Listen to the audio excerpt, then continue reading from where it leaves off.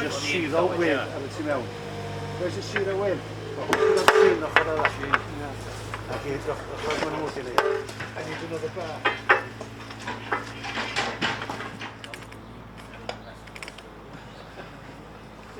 Sorry, it's mate.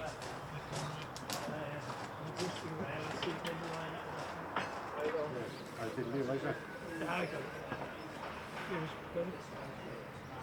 Told you not to go. So in fact, because we're staggering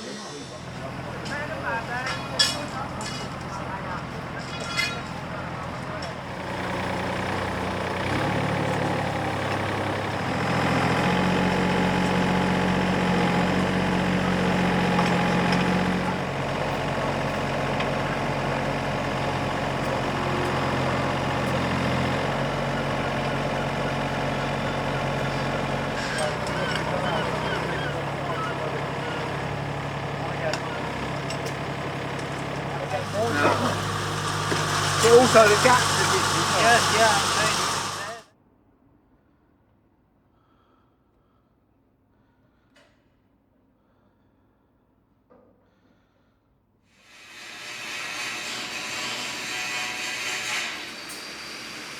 The David Lloyd George behind me is just about ready for traffic again. The stay that needed repairing has been replaced. That's that one there. That job's been done. We've had to replace some tubes in the bottom end of the boiler, which was unexpected, but they'd corroded at the smoke box end, so we've had to take out 6 tubes, and we're just waiting for the replacements to come from the supplier. The bogies have both been overhauled and they've now been replaced. So when those few further jobs are done, the engine will be back in traffic, and we hope that will be in the next few weeks. You can see the bottom row of 6 tubes we've had to take out because it's a very corrosive location, because char and ash build up there, and you get a bit of damp from the brake ejector exhaust, so it makes a corrosive acid in there, and the boilers sadly always suffer in that area, and it's just something we have to deal with, replace a few tubes, extra tubes every now and again.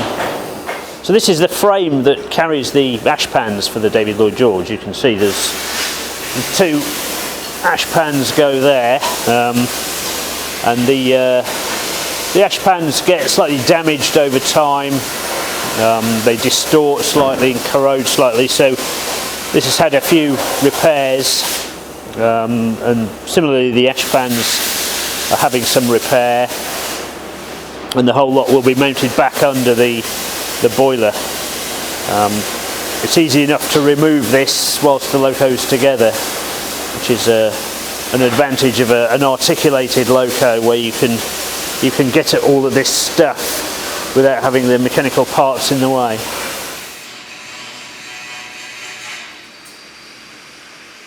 Right, so these 2 bogies are from the Isle of Man Steam Railway. We've refurbished them, we've shot blasted the frames, we've made complete new wheel sets with roller bearing axle boxes based on the FR standard design, scaled up slightly. And we'll be fitting brake gear to these bogies as well, which they didn't have before.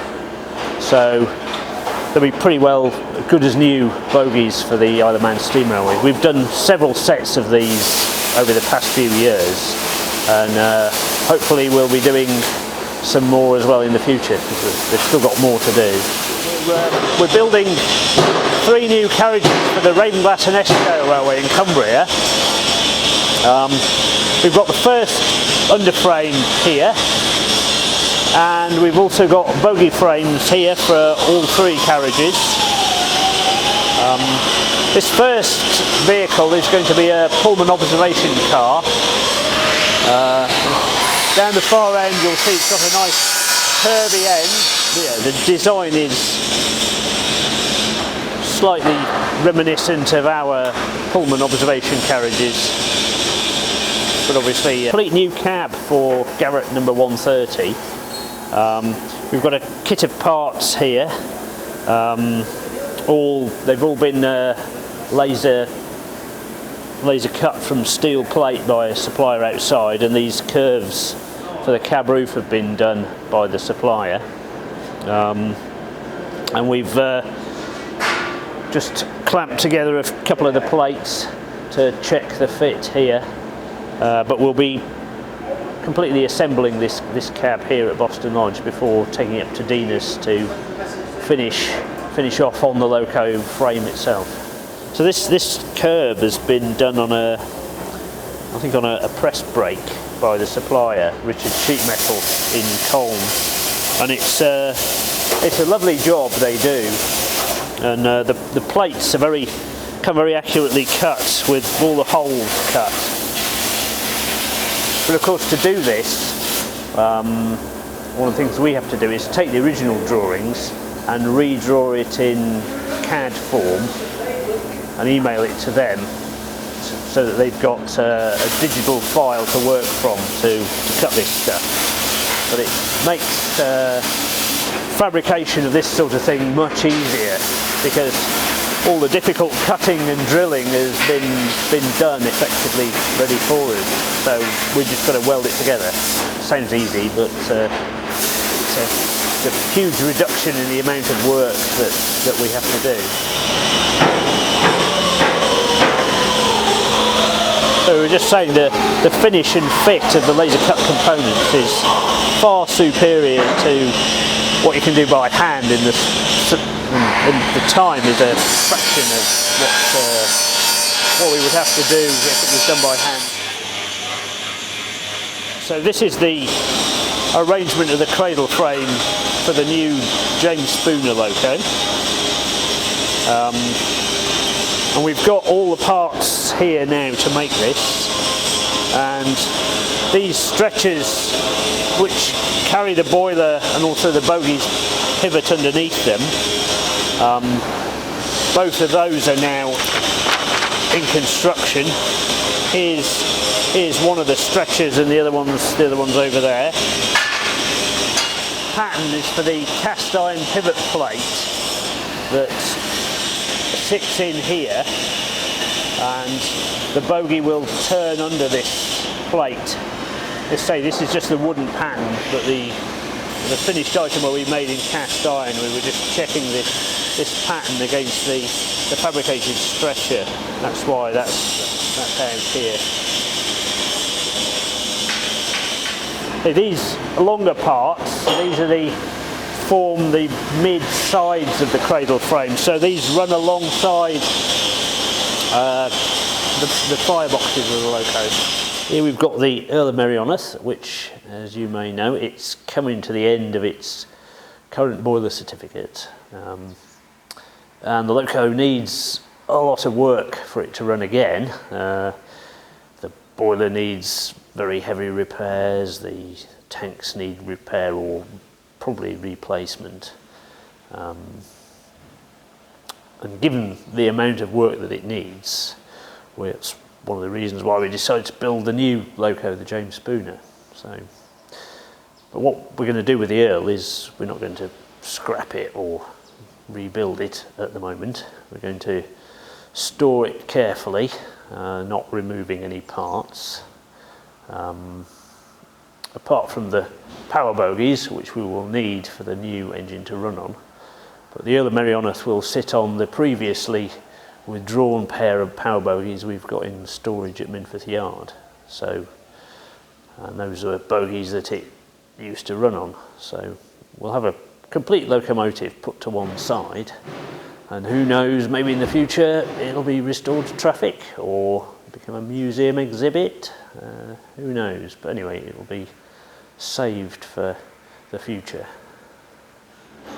So we had a transmission failure on the Holwick Castle a little while ago. Not a massive failure, but the flexible steel drive plate between the engine and transmission failed. So we've taken the transmission out and sent it away for overhaul to the original suppliers.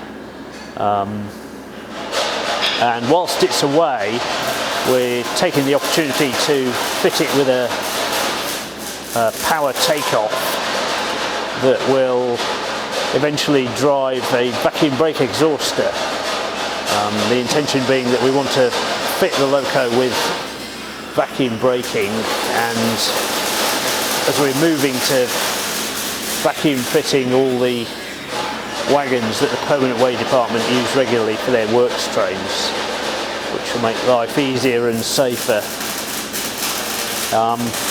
So whilst the transmission's away, we've also done some modifications to the bonnet of the loco, which is now sat rather wider, as you might notice.